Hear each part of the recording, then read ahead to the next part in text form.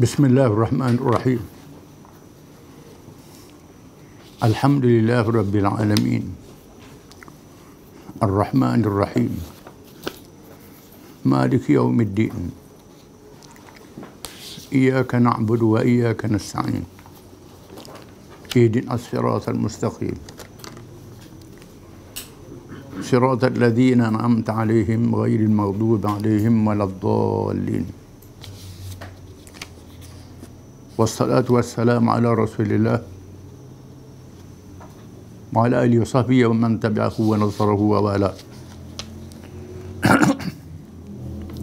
Rabbana zidna ilma warzuqna fahman wa hikmah. Hari ini kita bincang tentang Islam liberal. Akhir-akhir ini muncul pula ajaran baru yang meletakkan jenama Islam bersamanya, iaitu dinamakan Islam liberal. Mengikut pengaruh Barat, disebut dengan liberalisme, yang berkonsepkan kebebasan daripada ikatan agama dan akhlak, bagi membebaskan manusia bergerak maju, mencapai kejayaan hidup dalam segala lapangan.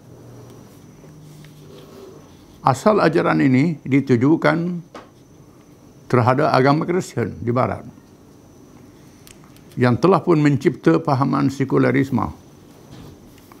Tetapi ada lagi di kalangannya yang masih berhubung dengan agama dan akhlak, yang dianggap menyekat kebebasan manusia dan menghalang kemajuan. Termasuk dia perancangan musuh Islam menentang Islam dari dalam. Dulu kita baca tentang Qadiani, satu agama baru yang ditajuk oleh British, dibawa oleh Mirza Ghulam Ahmad daripada India. Dibiaya, diberi kemudahan untuk menyebarkan ajaran seluruh dunia. Memakai Quran yang dipinda, yang diubah. Kononnya Nabi baru untuk menyesatkan umat Islam. Qadiani gagal. Orang bodoh saja ikut, orang jahil, orang yang berkepentingan. Sekarang ini dicipta pula Islam liberal. Diletakkan nama Islam, berkonsepkan liberalisme yang ditajuk oleh Barat, yang berkonsepkan sekularisme. Satu pahaman yang kita dah baca dulu, lahir dalam masyarakat Kristian. Oleh kerana agama Kristian yang dibawa ke Barat itu agama yang tidak sempurna, tidak cukup, dipinda lagi, diubah, diselewengkan. Kerana Nabi Isa AS diutuskan oleh Allah kepada Bani Israel, diwahyukan kitab Injil, dan diperintah beramal dengan kitab Taurat yang sudah diwahyukan kepada Nabi Musa AS. Nabi Isa diutuskan kepada kaum Bani Israel yang sudah ada kitab Taurat. Setelah Nabi Isa diangkat oleh Allah ke langit, orang Yahudi gagal membunuhnya. Sahabat-sahabatnya yang setia Hawariyun berpegang dengan ajaran secara bersembunyi kerana tekanan kezaliman yang sangat dahsyat. Malangnya terdapat kalangan orang Yahudi menggunakan nama Nabi Isa, dipinda ajarannya sehingga menjadi murtad, menganggap Isa anak Tuhan dan sebagainya, banyak macam lagi. Ajaran ini dibawa ke Rom yang menakluk Palestin di masa itu. Maka Raja Rom sesuaikan ajaran itu dengan kesepahaman dia. Kemudian berlakulah pemisahan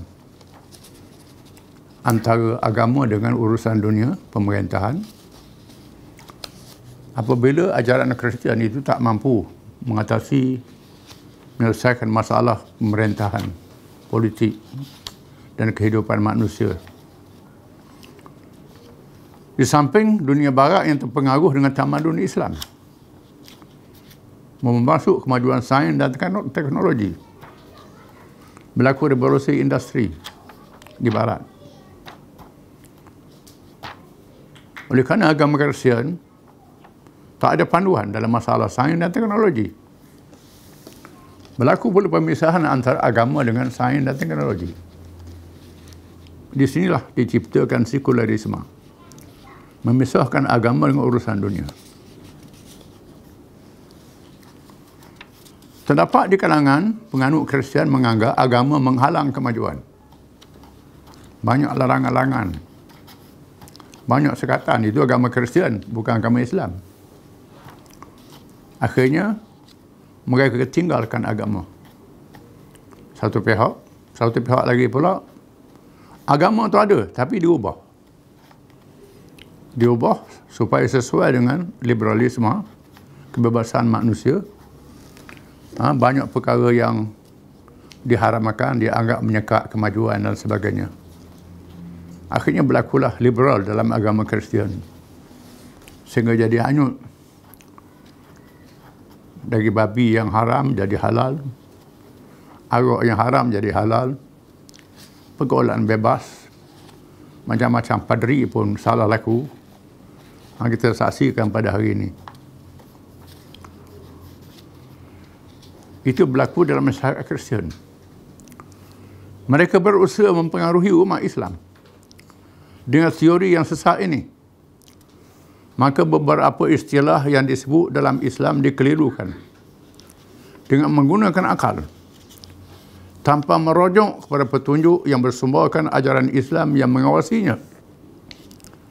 Di antaranya mengambil kesempatan daripada kesempurnaan Islam yang berkonsepkan alam sejagat, universal, kebebasan atau kemerdekaan, keadilan, persamaan, al-musawah, keseragaman dan akhirnya rahmatan lil alamin dan lain-lain, dengan pendekatan yang mengheret keluar daripada landasan akidah, syariat dan akhlak yang sempurna dalam ajaran Islam. Perlu diketahui dalam Islam ni ada dua bagi ajaran. Yang pertama, sawabit, yang tetap. Rukun-rukun agama, rukun-rukun iman. Ini tetap, tak berubah. Perkara asas dalam kehidupan, batas sempadan, halal dan haram, ini tetap, tak boleh ubah. Perkara yang tak mungkin dicapai oleh akal manusia, Allah Ta'ala tetapkan. Termasuklah halal dan haram. Rukun-rukun tu mungkin payah nak faham. Halal dan haram ni orang tak nampak mengapa daging babi itu diharamkan. Hari ini baru orang tahu ada penyakit. Zina menyebabkan penyakit, diharamkan. Kahwin tak penyakit. Padahal pergaul lagi perempuan juga. Ini rahsia yang ada dalam ajaran Islam. Allah Ta'ala Maha mengetahui. Perkara yang Allah Ta'ala haram mendatangkan mudarat, yang halal mendatangkan manfaat. Perkara manusia tak boleh fikir. Itu perkara yang sawabit. Hal syurga, neraka, berkenaan ketuhanan, perkara gaib, manusia tak boleh capai. Ini kita kena rujuk kepada nas, Quran dan hadis. Kena terima walaupun akal kita tak boleh capai. Dalam diri manusia pun ada benda yang akal tak boleh capai. Apa lagi di luar daripada diri manusia. Kita kena sedar. Yang kedua, perkara mutaghayyirat, yang mengalami perubahan dalam kehidupan manusia. Hukum syariah yang berubah. Antara satu Nabi dengan satu Nabi, hukum-hukum itu berubah. Bahkan zaman Nabi Muhammad pun ada hukum yang diubah kerana perubahan yang berlaku dalam masyarakat. situasi dan realiti yang berlaku dalam masyarakat. Sebagai contohnya, hukum Ihya'ul Mawad, meneroka tanah. Di mana Nabi menyebut, man ahya ardan mitatan fahiyalah. Barang siapa yang meneroka tanah yang tak ada milik, otomatik jadi milik dia, walaupun kerajaan tak izin. Ulama mengkaji ini termasuk dalam mutaghayyirat. Hadis yang berkaitan sebab yang boleh berubah. Zaman Nabi hidup di padang pasir di Madinah, padang pasir yang luas sayup mata memandang, kawasan Hijaz, penduduk tak ramai, nak buka tanah susah, tanah berbatu, manusia tak ramai, maka dia bebaskan orang buka tanah. Jangan kelahi sudah keadaan kawal. Jadi hadis ni ditujukan kepada suasana yang tertentu. Maka Abu Hanifah yang hidup di Iraq, kawasan tanah subur, lembah sungai Furat dan Dajlah, penduduk ramai, padat, tanah subur, kalau bebas berkelahi, bergaduh, berebut tanah, maka hukumnya mesti mendapat keizinan kerajaan. Ini mutaghayyirat, perkara yang berubah. Masalah kerakyatan sebagai contoh hukum Islam berkait dengan kerakyatan. Mengikut nasnya yang asal masa Nabi yang boleh jadi ahli zimmah orang bukan Islam ialah penganut agama kitabi, Yahudi, Kristian dan Majusi. Tak ada Hindu, tak ada Buddha, tak ada Sikh, tak ada penganut agama lain. Kerana dalam masyarakat Arab itu sahaja yang ada. Jadi bila mazhab Hanafi dia berkembang di India, berkembang di Afghanistan, berkembang di Asia Tengah. Mazhab Maliki berkembang di utara Afrika, ada agama-agama lain lagi pula. Sedangkan maqasid syariat mengatakan menyelamatkan manusia, mengislahkan manusia, tidak ada paksaan dalam agama. Dengan sebab itu, ulama-ulama ini mengatakan kerakyatan diluaskan, bukan sahaja ahli kitab dan Majusi, termasuk penganut agama lain. Ini termasuk dalam mutaghayyirat, perkara yang berubah. Hal macam ini tak ada dalam agama Kristian. Agama Yahudi tak ada macam ni. Perkara yang tak ada nas, dilihat sebab-sebab yang sama. Contohnya dadah tak ada nas. Oleh kerana Islam mengharamkan arak kerana memabukkan. Dadah memabukkan, walaupun tak ada dalam Quran. Maka dadah haram juga mengikut hukum Islam. Candu haram mengikut hukum Islam. Kerana ilat dia memabukkan. Ada di situ. Ini termasuk dalam ijtihad yang ada dalam hukum Islam, yang tak ada dalam agama lain. Agama Kristian, arak terang-terang, agama kata haram, kata halal balik.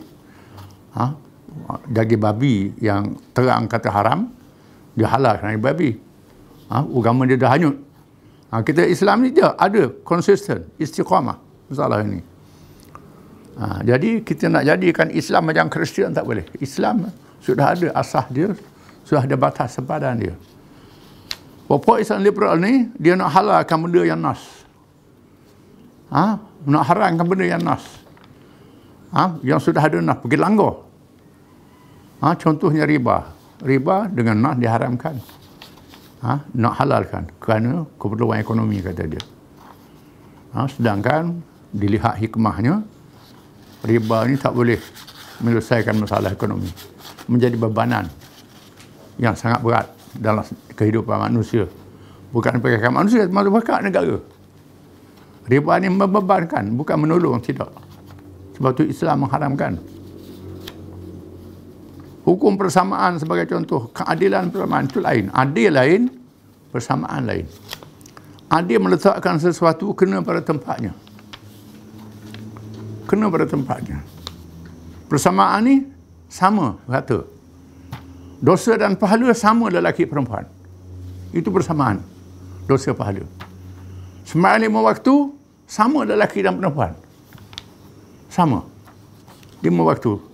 Sembahyang jemaah lelaki saja, orang perempuan tidak. Itu lain.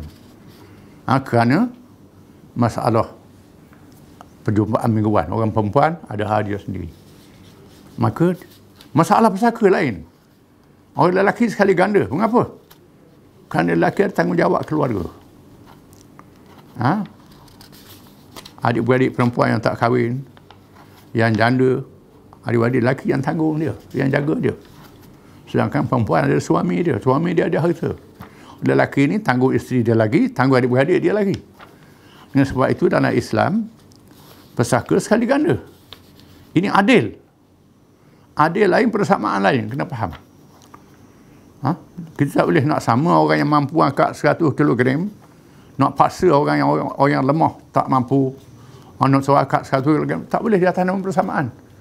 Mesti diukur dengan kemampuan dia. Kita kena sedar. Saya kasut, saya 8, saya 9. Nak pakai saya sama, tak boleh. Kena kaki berbeza. Ini kena sedar. Di sana ada persamaan, ada keadilan. Ini perkara yang berbeza, kita kena sedar. Pupuk liberal nak sama belaka. Nak sama belaka. Bukan dia tak mampu pun dalam masalah wanita. Mana ada negara Eropah yang sama kementerian lelaki perempuan. Dia tak mampu nak buat. Tak mampu pun.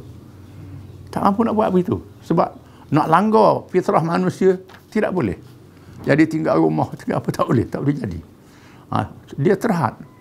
Jadi cakap sajalah. Tapi nak lawan arus ciptaan Allah tidak boleh. Perlu diketahui bahawa Islam daripada Allah yang Maha mengetahui lagi bijaksana adalah paling sempurna dengan kejadian manusia, menetapkan petunjuknya dalam perkara yang tidak mampu dicapai oleh akal manusia dengan nah yang nyata daripada kitab yang diwahyukan dan Rasul yang dipilih dan dikawal segala tindak tanduk dan langkahnya untuk menjadi teladan kepada seluruh manusia dalam perkara yang dicapai oleh kemampuan manusia dan pengalamannya, diizinkan secara ijtihad. Ijtihad ni ialah mengkaji untuk menentukan hukum dalam perkara yang tak ada nas atau nas yang umum. Yang tak ada nas, banyak tak ada nas, benda-benda baru tak ada nas. Benda yang baru datang, baru muncul, macam internet, macam tak ada nas tu. Mana ada nas? Tetapi ada batasan badan yang mengkhoyarkan, yang melegakan, diharamkan. Bukan saja internet, lain pun sama. Jadi nas yang umum itu ada. Jadi perkara diizinkan ijtihad dengan syarat kemampuan dan ketajaman akal dan pengalaman kepada mereka yang mempunyai kemampuannya, orang yang ada kemampuan untuk berijtihad, sehingga tidak sesak dan hanyut. Jangan semua orang boleh ijtihad belaka, tidak boleh. Mesti orang yang ada kemampuan ilmu untuk berijtihad, untuk membuat kajian. Islam menetapkan konsep kepada manusia dengan ikatan akidah. Wallahu a'lam.